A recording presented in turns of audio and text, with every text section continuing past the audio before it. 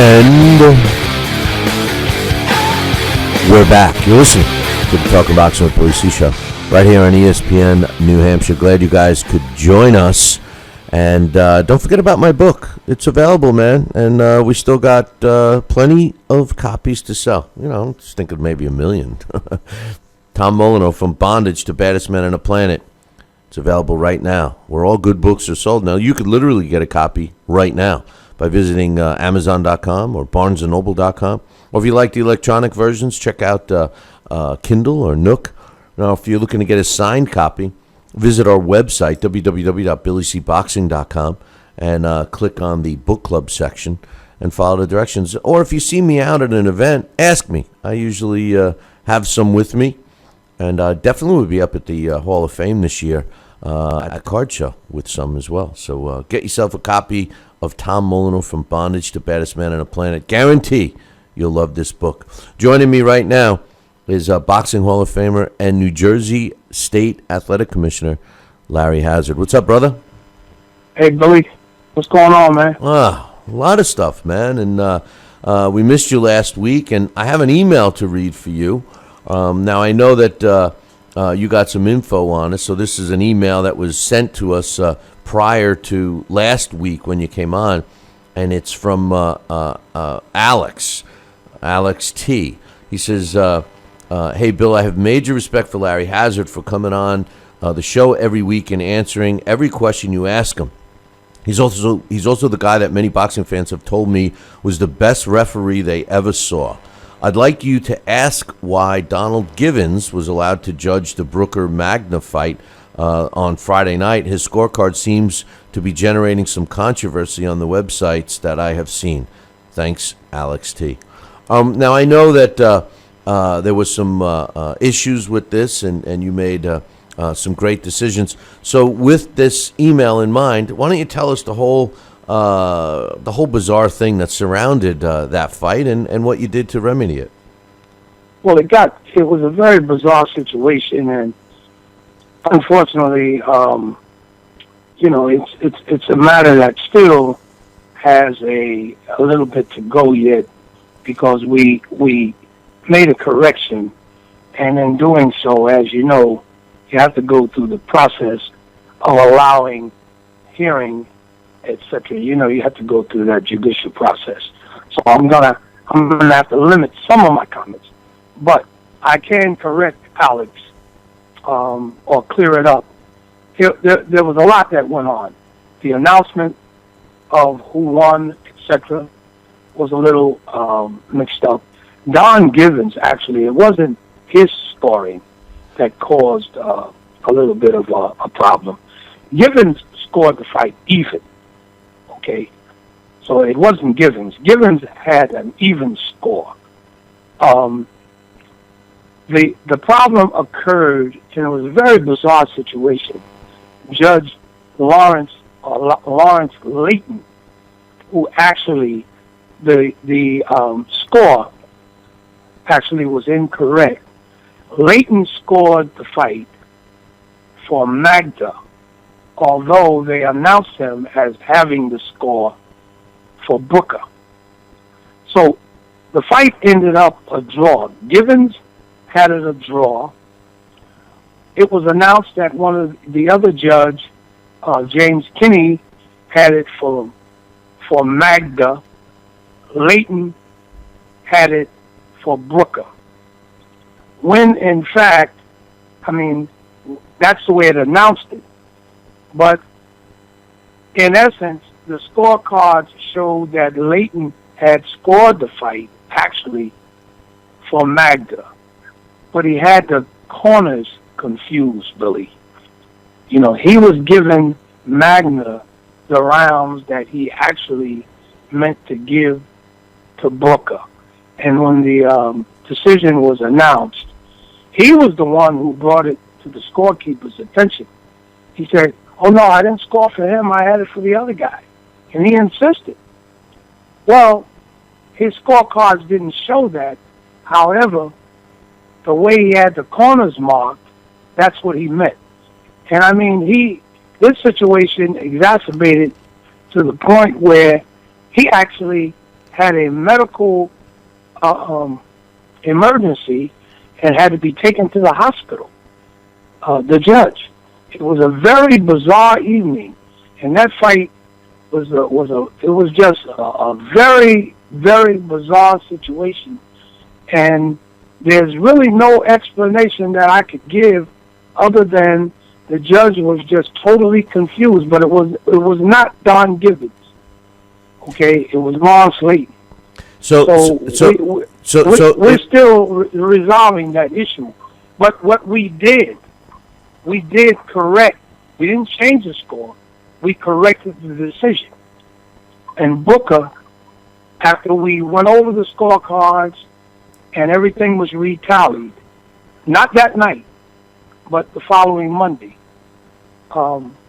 it was shown that Booker was the winner of the fight, and we notified them that Booker had won the fight. And of course, the Magna people, they have requested a hearing in which they will be given a hearing within the next few weeks. So that's basically it at this point. So the bottom line is you have a judge that basically had the corners mixed up. So his score, even though on the card it showed that he scored 77-74 for Magna, actually he scored at 77-74 for Brooker, which would have been in line with the other judge who scored at 78-74. And then the third one that you mentioned, Givens, scored the fight even. So yes. Majority decision win, yes. Right? So yes. Makes sense. And like my thought is that, commissions, and I applaud you for this, Larry, even though it was a mistake that was a human error, and the judge came up immediately and made that point. Even though all those things obviously factored into your decision, I applaud you, and I'm not just saying this, but I applaud you for basically taking the bull by the horns and doing the right thing. I find that in today's sports world, and not so much just boxing, but in other sports they have the benefit of replays to make sure they get the call right, and even if they don't get the call right, they go to the replay booth, and next thing you know, the call is changed, and everybody's always smelling like a rose. But what people have a tendency to shy away from is turning over the apple cart, and saying, wait a minute, we made a mistake. It was a mistake. Yes. This is the right way. And I applaud you for that, Larry. I wish that more people in your position, had the you-know-whats to do that, because I think it makes a difference. And I'm sure that the fighters, the promoters, the managers, at the end of the day, even Magna's side at the end of the day is going to respect you for it. So I think you did a fantastic thing, in my opinion. Well, Billy, that's the way that you get respect, and it's not something that you welcome, but it comes with the territory. Look, a lot of people were angry. Okay, of course, the Magna people are still angry because they requested a hearing, and they're going to get a chance to have their say.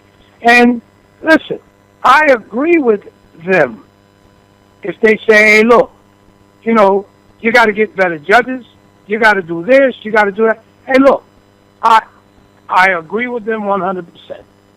Okay? But the bottom line is that you have to do the right thing, because this is what, we are charged with doing. If you are the administrator of a sport, fairness is what everybody respects and expects. And that's what makes our sport often look bad, where, it's boxing, what do you expect? What do you expect? Well, we have to change that paradigm where more and more of the fans can have the confidence and the public trust in our sport that we're going to do the right thing. So I try as much as I could, to do that. If I see that there's an error and it needs to be corrected, I think that we have a moral obligation to correct it as quickly as possible. So that's what I did, and hopefully, people respect that. So I think that's they about it. I think they do, and I'm glad the sport has guys like you. A couple of things I wanted to touch base with you on. Again, this was actually took place last week, but I wanted to get your quick thoughts on it. Top Rank released 5 of their fighters, and they were pretty good fighters too. One the top name being Diego Magladeno, and when they did that, one of my responses is that I think that Top Rank really showed the boxing world that they're looking for quality fighters, not so much quantity. Everybody's talking about Al Heyman and the PBC. Al Heyman's got 300 fighters signed and all of this, and you start thinking about that from a realistic point of view, and you say, well, yeah, it's great that he's got both sides, but I know that when I go to a restaurant, I'm looking for quality. I'm not looking for a bucket of food. Some people say, oh, that restaurant's great, they give you so much to eat. I'm looking for quality. What's your thoughts on Top Rank making that move? Well, I'm like you. I think that's a really gutsy move, and I think it's a shining example of what they're looking for, and I applaud them for it. Although I'm not, when you talk about having so many fighters, it's sometimes having too many fighters could be a burden. Yeah. More than a gift, So I applaud Top Rank for making that move. They're looking for quality, and that's a good move, and that's what the fans expect. They want to see good quality fighters. It also shows how competitive the sport has become in terms of who you want to have under your promotional banner. Yes. If a guy, if the guy's not performing and you're investing money and you're putting him in fights that he's supposed to be winning and he's not winning, cut your losses now. And I think that's your losses. Yeah, that's right. I think that's what right. they did. And I'm with you. I agree. Last weekend, this past weekend, I should say, Leo Santa Cruz was in a fight with Kiko Martinez. It looked like a high schooler beating up a kindergartner in size. But I love this fight. I love Santa Cruz. What's your thoughts on that fight? And do you think these big fights that have been promised to us, with one side being Santa Cruz, will happen soon? Yeah, I think so. Because, the fans are demanding it. And, they're starting to happen. And, they have to keep the ball rolling. And we're getting an opportunity to see the best now. The cream is rising to the top now, I believe. And this is what the fans want. Let's think back, months and maybe last year. This is what we've been talking about. And it's coming to fruition now. So, I think that it's a good thing for the sport, and I just hope that the ball keeps rolling. So this is what the fans want, and this is what the fans deserve. Yeah, there's no doubt on that. And also another fight that took place this weekend was Terence Crawford in New York, and he fought a tough guy. I give Hank Lundy a lot of credit because I was wondering which Hank Lundy would show up, and he seemed like he was totally there mentally and physically, conditioned. But I think that Terence Crawford also showed that this guy's for real, man. What's your thoughts on Terence Crawford? Yeah, no, Crawford's a tough kid, man. He's a tough kid. He's serious. He's got good skills. He knows when to switch. He switched to southpaw. And Hank, little Hank Lundy, he's got a size problem. You understand? I don't think he's got that much of a punch. You know what I mean? But he's a tough little scrappy kid out of Philly. You know what I mean? He comes to fight. And he was a good test. He was a good test for Terence Crawford. But I think that Terence Crawford is the real deal, man. And I actually think that he would be a good opponent if Pacquiao is going to go again. I think he deserves a shot at Pacquiao. Yeah, I really do. I think it would be an exciting fight. Who knows? I'm not so sure that Pacquiao could beat this kid. What I love about this kid is he seems to have it all, Larry. He's got hand speed, he's got good footwork, man. He's got decent defense, and the best part about it is he's willing to exchange. He makes exciting fights, and I love the kid, and it's time to unleash him too. Give him the fight. Well, Billy, he's willing to exchange because you can see The kid is brimming over with confidence. And fighters that have confidence in themselves, they step up, man. They don't care. You know, they'll exchange. And you see that in this Terence Crawford kid. He's the real deal, man. And I put him right up there, you know, at the top with the rest of these guys. He is also a part of the future of the sport of boxing. So just bring him on, man. You know, put him in with the best because he's right there with him. And I tell you what, he did pretty well. I mean, for a guy that's out of Nebraska, he did pretty well selling out the theater at Madison Square Garden. There wasn't a seat to be had there. And that was something I was looking at because some of these fight cards, you know, I see a lot of people going dressed as empty seats, you know, and they weren't that night in New York. So that was another positive for the kid, you know? Yes, it was. You know, we got some interesting fights this weekend. I want to get your thoughts on, first and foremost, Luis Ortiz going up against Tony Thompson. You know, the WBA I've been very critical of over the last several years. I mean, you know, they have all these belts and everything else, but they made a promise towards the end of last year that they were going to tighten that up and combine their belts, and they seem to be doing it, and they're making some moves, and one of them was in this fight. They told you know, Golden Boy, hey, forget about it. Tony Thompson has lost too many fights in a row. No championship. Right, no championship. And they you know, they didn't get bribed with the sanctioning fee, something that 99.999% of all the sanctioning bodies do. And I give them credit. Yeah. So with that said, what do you think of the fight itself? Well, I don't think that much. I don't think that much of Tony Thompson anymore. I mean, you know, he hangs in there, but I'm glad it's not a championship fight because I really don't think that he's really at that level at this point. And so they did the right thing.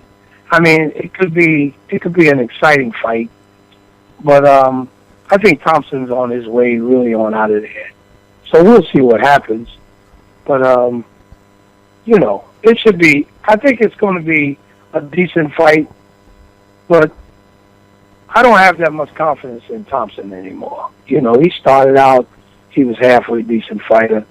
He still can hold his own, but I don't think he's championship level anymore. No. First of all, he's 44 years old. Second of all, he's slow as molasses, and like I said on yesterday's show, molasses might beat him in a race. You know, I mean, he's just he's not that quick. You know, I mean, you know, he's delivering a punch. I could go and freshen up my scotch and come back down, sit down, and the punch still didn't get to where it's going. You know, so but he tries, and he's a big guy, and he does have some pop. You know, but I think.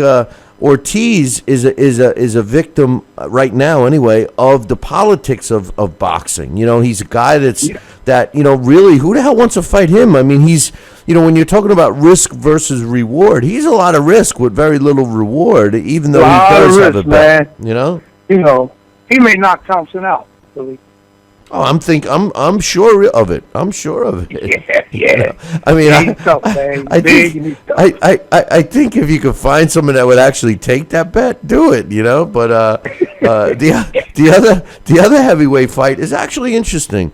Because of all the fanfare around Lucas Browne. Lucas Browne is one of these young fighters that you know, have been really overprotected. He's hand-fed, you know, tomato can after tomato can, and he's finally getting a world title shot against Ruslan Chagaev. Now, Chagaev, at one time, honestly, Larry, I thought this guy was the best heavyweight out there until he fought Klitschko, and he really hasn't done much except age and have some injury problems. But these two guys fight this weekend. What's your thoughts on this one? How do you see this fight going, and who's going to win? Well, this might be a toss-up, man. I mean, I agree with what you say about Chagaev. You know, I think he's lost a lot along the way, but I think it might be a toss-up. You know, it could go either way. You know. Yeah. I think it could go either way. There's another couple of fights I wanted to ask you your thoughts on. One is a middleweight fight that's not getting as much fanfare as I think it should because of how important it really is for both of these fighters, and that's the fight between Tony Harrison and Fernando Guerrero. Guerrero was an undefeated fighter out of Maryland who was on the fast track until he got caught and got a couple of L's, and the same thing happened with Tony Harrison. How do you see this one shaking out? Well, I think Guerrero, he should be. I think his experience, and I think that he's still got enough left, to pull this one out. He's not a bad fighter. He had a little tough luck along the way, but I think he'll pull this one out, Billy. And finally, Antonio Margarito's making a comeback. He's been at the ring for a while. His eye is obviously questionable. The New York State Athletic Commission is still under fire for actually permitting him to fight. And we're not even talking about the other things that they turned their backs on and let him fight. But he was out of the sport for several years now, 4 years, and he's coming back, and he's actually. I see these guys that come back and they usually fight guys that just aren't even in the discussion. Well, Antonio Margarito is picking a guy that don't get me wrong, he's no killer, but he's a decent fighter in Jorge Paez Jr. What's your thoughts on, number one, Margarito coming back, and number two, his choice of opponents for this comeback? Well, I'm not that excited about Margarito coming back. Margarito, I think he's had his better days, and with that injury, that might still be questionable. And this young kid that he's fighting, he's hungry, and I think he may have made a mistake in choosing this kid, for a comeback fight.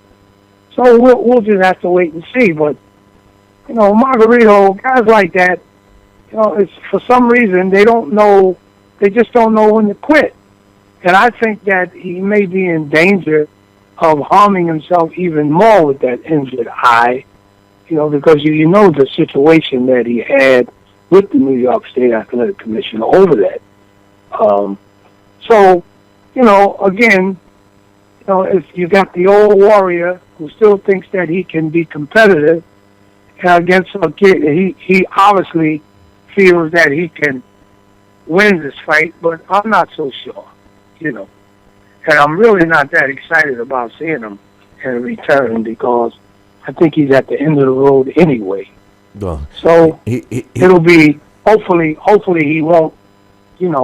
It won't be a tragedy. That's what we always have to hope for. Well, he was have to wait. He was at the end of the line when he hung him up 4 years ago. I know. It's like that old movie Money Pit. Remember, the plumber drives up and he doesn't even get out of his car. He says, "It's going to be $10,000 to fix it," and he goes, $10,000? You haven't even looked at it. He says, "I looked at it 6 years ago. I know it didn't get any better." It's like the same thing. Situation. That's right. Larry, we only got a couple minutes here, but real quick, it was announced today that the PBC, which I really felt that we're going to have it in full perspective by May of this year. They were supposed to. They agreed to ESPN one show a month. And they called a season, which they didn't put a year on it. They called one season equals 7 episodes. So they owe ESPN, I think, 4 episodes. They were supposed to have one in January. It was postponed. Make a long story short, they were going to have it in April, then the end of April, then two dates in May. And finally, it was announced today that the PBC will be back on ESPN in June to continue with their first season on ESPN. Is this the beginning of the end for the PBC? I don't know. What do you think, Billy? I think it's going to be changing. I think that the money train is starting to. I think that they're regrouping. Maybe they got to. Maybe they got to look at how they're doing things, or the numbers are going down. I don't see any sponsors. I don't see any sponsorships. Do you? Not. They were hoping that they were going to be. Listen, they could have, if they followed the UFC model, they could have been doing these fights and then come back with a pay-per-view. Even that Porter, the Thurman fight would have been a pay-per-view worthy fight if Thurman didn't, get into that issue. And he could have recouped the money there, but his game plan was to try to sell his production back And I think because the numbers are starting to go down, and because they're not picking up new sponsors like you mentioned, it's going to be a tough one to come back. Now the investors, you're talking $480 million in the red, but that doesn't mean Al Heyman hasn't made money. They're talking his cut as whatever role he plays is somewhere between 70 and 100 million over the last year, which isn't too bad. Not too bad. Not too bad. And then, well, I don't know. How about those those lawsuits? Are they still hanging out there? Yeah. I think Oh, boy. I think that those the lawsuits, I think people are waiting and seeing, and all it's going to take is him to lose one, then they're going to come out of the woodwork, and then you're going to start to see fighters that the one thing that we've yet to see is a fighter complain about him. And no, you haven't seen that. Not once. So that's the best thing right now for him. Well, he pays. See, he pays them. He pays them well, Billy. When you talk about 6 and 8 round fighters getting 20 and 30 G's. I know. Well, he's ruined. That's why it's ruined it for the small promoters, and it's not realistic, And then I always go back, and when people say that to me, I go, yeah, but it's not him writing the check. Don't be misled. He's not cutting checks. He's getting one. He's getting one, but he's not cutting them.